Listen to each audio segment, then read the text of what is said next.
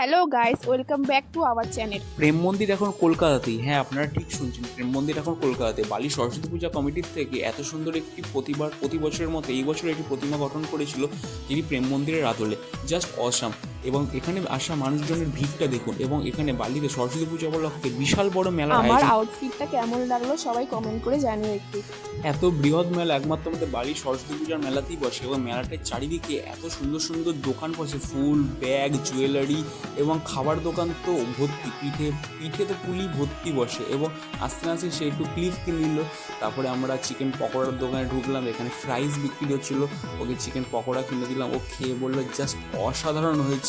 তারপরে চারিদিকে রঙিন বেলুন বিক্রি হচ্ছে দেখতে দেখতে। তারপরে এসে বললাম জিলাপির কাউন্টারে, সেখানে এসে দুজনের বাড়ির জন্য 250 জিলাপি নিলাম, মেলা ঘুরলাম, দোলনা চাপলাম, চেপে আস্তে আস্তে এবার বাড়ির দিকে রওনা দেবো। অনেক রাত হয়ে গেছে। টাটা, আবার দেখা হচ্ছে পরের ব্লগে। আমাদের সাথে থাকবেন এবং ভিডিও ভালো লাগলে শেয়ার করবেন।